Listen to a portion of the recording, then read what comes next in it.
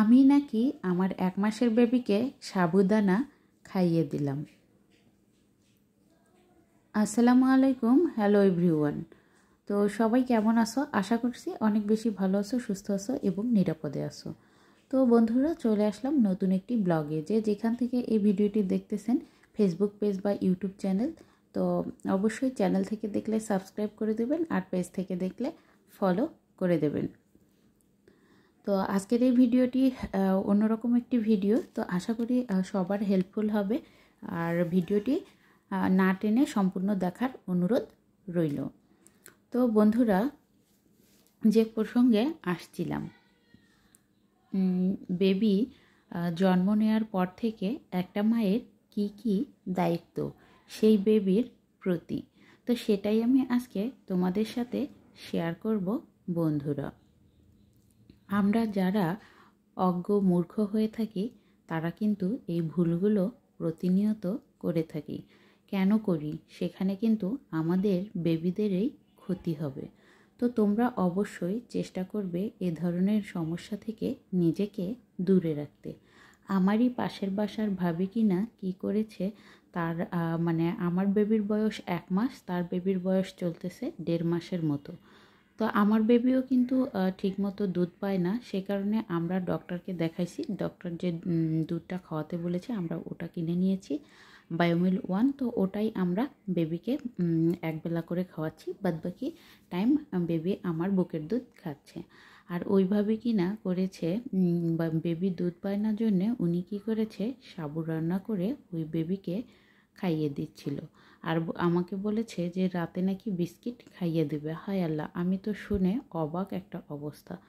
তারপর উনি নাকি কয়েকদিন ধরেই এরকম করছে, সে কারণে কিন্তু বাচ্চার অনেক বেশি প্রবলেম হয়েছে। বাচ্চা তো আর সাবুদানা খাইতে পারবে না। আমরা দানাযুক্ত খাবার কখন বাবুকে দিব? আমরা দিব যখন 6 মাস শেষ হয়ে যাবে, তো বেবি একটু শক্তপোক্ত হয়ে যাবে, তখন 8 মাস বা 7 মাস বয়সে আমরা সাবুদানা খাওয়াবো। বেসিক্যালি আমরা এইটা জানি। আর ডক্টররা জানে বা সবাই কিন্তু জানে যে 6 মাস পর্যন্ত মায়ের বুকের দুধ বা তরল জিনিস খাওয়াতে হবে। হ্যাঁ, আমি ওনাকে পরে বলেছি যে আপনি এই দুধটা কিনে খাওয়ান, এগুলো বেবিকে খাওয়ানো যাবে না, কারণ এটা ঠিক না, বেবির জন্য খুবই তো হচ্ছে এটা ক্ষতিকারক হতে পারে। আর বিস্কিটও এখন দেয়া যাবে না, কারণ ও তো ছোটো মানুষ, ও এগুলো খাইলে ওর হচ্ছে বাথরুম টাইট হয়ে যাবে আর অনেক সমস্যা হতে পারে। অলরেডি ওনার বেবির এরকম সমস্যা কিছু কিছু হয়েছে। তো তারপর আমি বলার পর বললাম যে আপনার যদি দুধ কেনার মতো সামর্থ্য না থাকে তাহলে আপনি হচ্ছে গাইয়ের দুধটা ট্রাই করতে পারেন, কিন্তু এটাও কিন্তু স্বাস্থ্যসম্মত না বেবির জন্য। যাই হোক, আমি ওনাকে এই উপদেশটা দিয়েছি আর আমার বেবির দুধ একটুখানি দিয়েছি, সেটা খাওয়াতে বলেছি যে এটা আপনি খাওয়াই দেখেন বেবিকে। তো যাই হোক বন্ধুরা, আমরা অজ্ঞমূর্খ থাকবো না। আপনারা অবশ্যই ভিডিওটি শেয়ার করে দেবেন, আমার ভিডিওটি দেখে যেন আরেকজন উপকৃত হয়, সে যেন এই ভুলগুলো না করে। কারণ একটা বেবি অনেক কষ্ট করে জন্ম দিতে হয়, আর তাকে যদি এই ধরনের কোনো অসুবিধায় পড়তে হয় তাহলে কিন্তু খুবই সমস্যা হবে।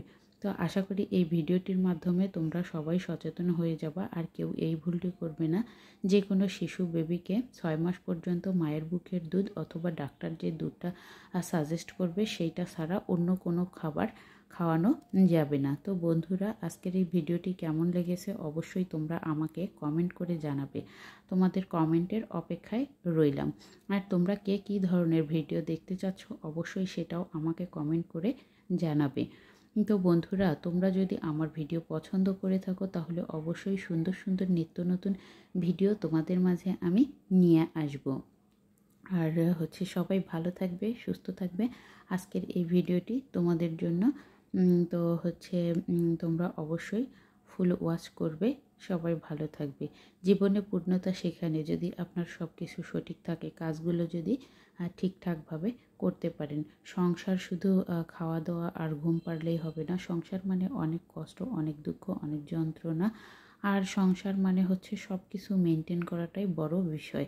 তো যাই হোক বন্ধুরা, ভালো থেকো, সুস্থ থেকো। আল্লাহ হাফেজ।